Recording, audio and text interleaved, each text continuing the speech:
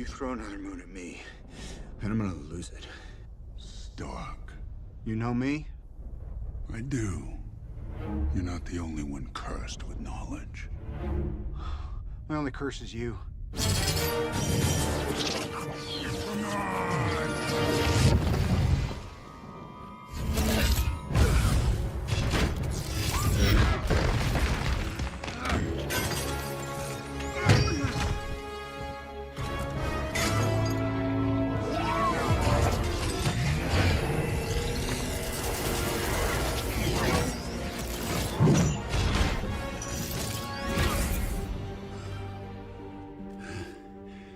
All that for a drop of blood.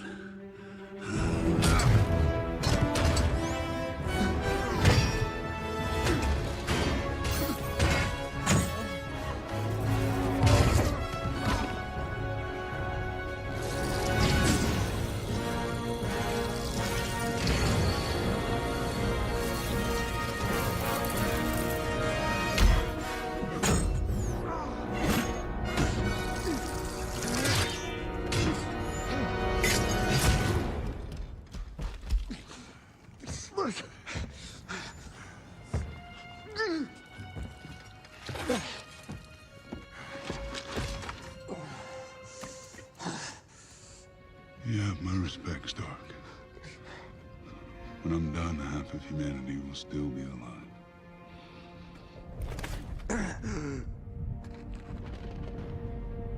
I hope they remember you.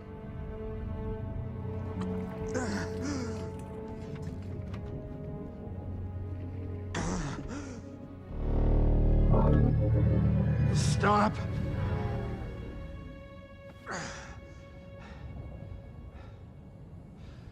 Spare his life, and I will give you the stone. No tricks.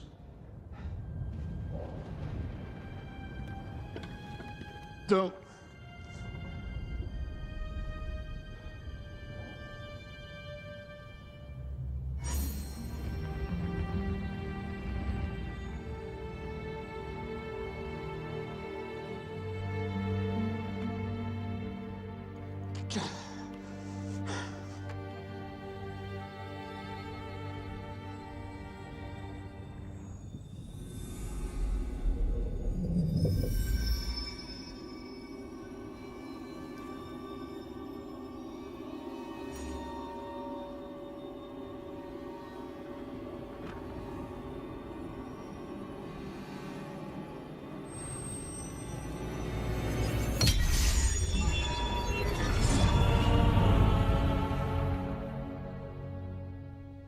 One to go.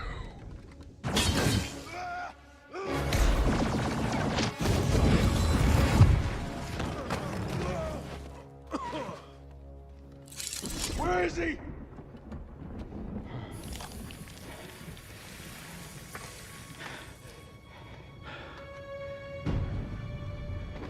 Did we just lose? Why would you do that? We're in the end game now.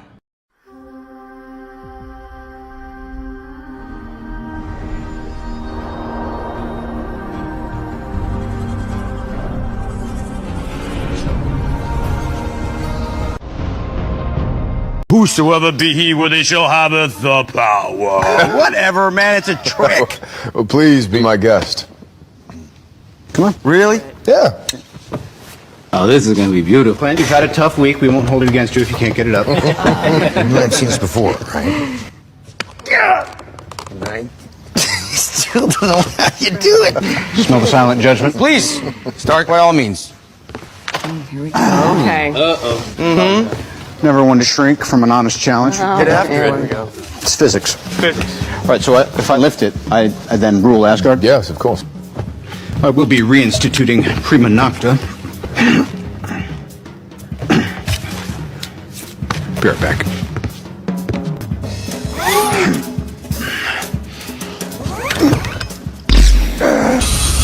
Are you even pulling? Are you on my team? Just represent, pull. All right, let's go. Handle's imprinted, right? Like a security code. Whosoever is carrying Thor's fingerprints is, I think, the literal translation. Yes, no, that's a very, very interesting theory. I have a simpler one. You're all not worthy. Come on.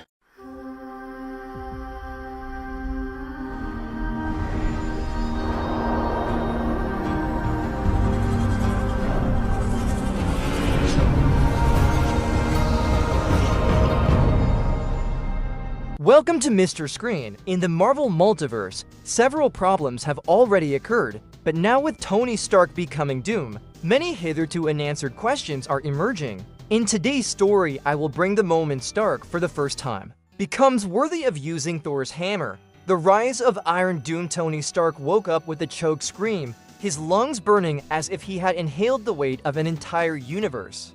He looked around, trying to understand where he was. The landscape before him was devastating: rubble of buildings, wreckage of advanced technology, and scars of battles that had left deep scars in the land. He recognized that scenario, it was Earth, but something was terribly wrong. The silence was deafening, broken only by distant thunder. Tony staggered, still feeling the pain and exhaustion of his last memory, the snap of his fingers with the Infinity Gauntlet. Shouldn't I be dead?" he muttered, rubbing his face. But before he could delve deeper into the question, a figure appeared from the shadows. Thor. The meeting with the god of thunder there was different. His armor was in tatters, his eyes radiated an almost godlike fury, and he held Stormbreaker with an intensity that made the blade glow red. "Do you have the courage to show up here, Stark?" Thor roared, his voice echoing across the apocalyptic wasteland. Tony blinked, confused. "Thor, what happened here? Where are the others?" "Steve, Natasha." Thor stepped forward, thunder roaring around him. "Dead, all of them, because of you." Tony stepped back in disbelief. "My cause, that doesn't make sense. I gave my life to save everyone." Thor laughed bitterly. "Save? Don't play with me, Stark. You destroyed everything. You became Doom." Those words hit Tony like a punch in the gut. He didn't know what Thor meant, but before he could ask, the Thunder God attacked. Escape and revelation. Tony barely had time to react. He activated what was left of his armor, but the pieces were damaged and slow. Stormbreaker almost hit him, but Tony managed to dodge at the last second, using his propulsion to escape. He found shelter in one of the wreckages. Inside, among piles of rubble and destroyed technology, he began to piece together the puzzle. Doom. Did I become Doom? No. That single quotes as not me. While searching the wreckage, he found a fragment of a holographic record.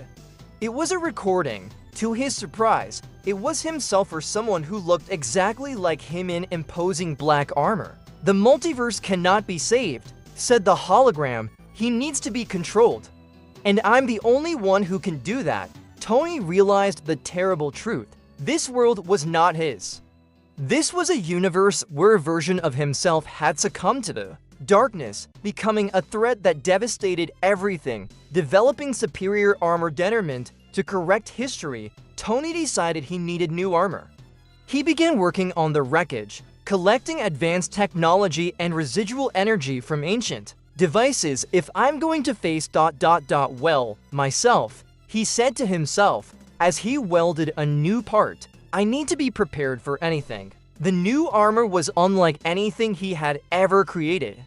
Combining cutting-edge technology with shards of divine energy, he managed to extract from Stormbreaker during an attack by Thor. The armor became known as Superior Iron, but to his surprise, at the end of the process, something unexpected happened. The Mjolnir Momenter, who had tracked him, broke into the place where Tony worked.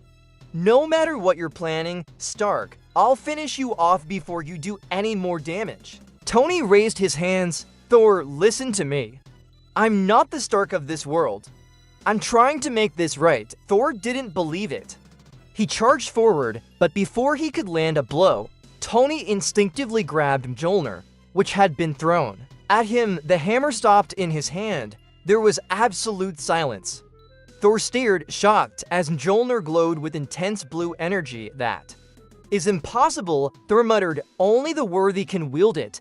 Tony looked at the hammer in his hand in disbelief. I don't know what that means, but maybe you should start believing me.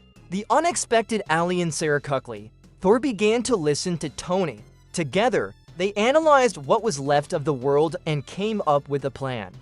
To undo the damage, Tony would need to travel back in time and stop his counterpart from becoming Doom. But there was a problem. The energy needed to cross dimensions was colossal, and Tony would have to risk his life. Again, if that fails, Thor said, "You can destroy the multiverse." "If I don't try," replied Tony. "He is already destroyed." Ending with the superior iron armor and the help of Mjolnir, Tony managed to open a portal to the past. He returned to the pivotal moment when the alternate version of himself made the decision to become Doom. There, he faced his other self in an epic battle of intellect, strength, and power. "You don't understand. Doom Stark. Control is the only way to save the multiverse. What about free will?" replied Tony. "Saving something by force is not saving." The battle ended with Tony destroying the source of Doom's power and convincing his counterpart that there was another way. The redemption when Tony returned to the present, the world had changed. The Avengers were alive again, and Thor greeted him with a rare smile. "You did the impossible, Stark," said Thor, "and he has proven himself more worthy than any of us ever imagined." But Tony, tired, just smiled. "Maybe, or maybe I just got lucky. Either way, let's make sure this never happens again." Doom. The emergence of Beyonder. Tony Stark watched the wreckage of the battle against his Doom counterpart. The world seemed to finally breathe a sigh of relief. Thor, by his side, rested Stormbreaker on the ground. While analyzing the devastated horizon, "We achieved," Thor said, his voice deep but relieved. "Doom has been defeated. Your world is saved." Tony, wearing his superior iron armor, analyzed the residual energy data around him. Something felt wrong. Energy levels were not decreasing as expected. On the contrary, they were increasing exponentially. Tony called, his voice thick with concern. "This isn't over yet. Something's wrong. The energy that Doom has built up hasn't disappeared, it's reorganizing itself." Before Thor could respond, an intense white light enveloped the sky, making day indistinguishable from night. The ground shook and a vortex of pure energy began to form in the air. Tony immediately activated his armor, protecting himself from the impact, while Thor raised Stormbreaker, preparing for what was to come. A Shigata do Beyonder from the vortex, a figure began to form. It was an imposing, almost ethereal presence.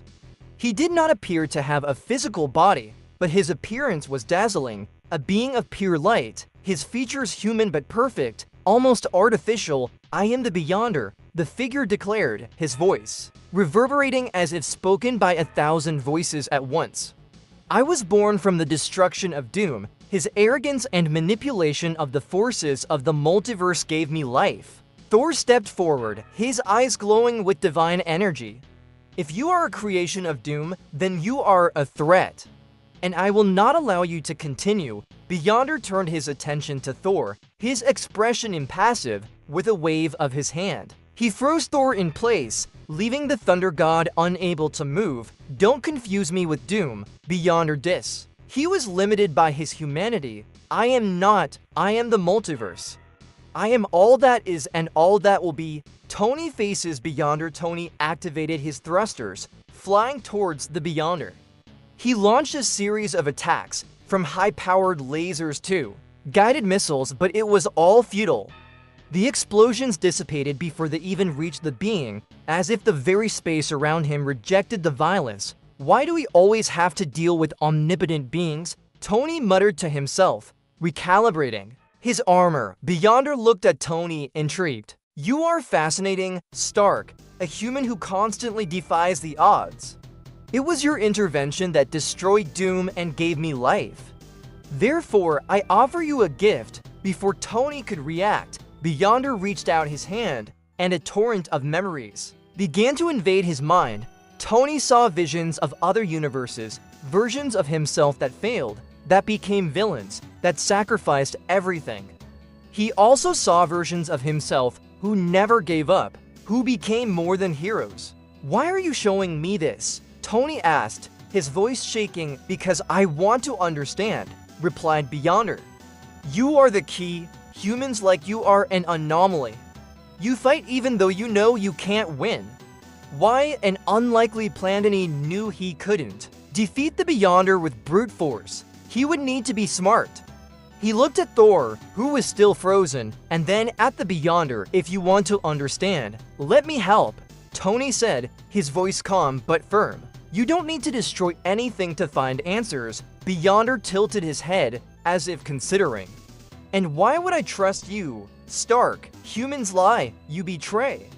You destroy, perhaps, Tony replied, but that's what makes us different from you. We are flawed, but it's in those flaws that we find the strength to be better. Beyonder watched Tony for a moment before releasing Thor. The Thunder God fell to his knees, breathing heavily, but quickly stood up, ready to fight again. He's playing with you, Stark, Thor growled. This being needs to be destroyed. Tony raised a hand to calm Thor. We cannot defeat him with force. Thor, we must find another way. The ultimate strategy. Tony worked frantically, using the little time the Beyonder gave him to build an interface capable of channeling the energy of the multiverse.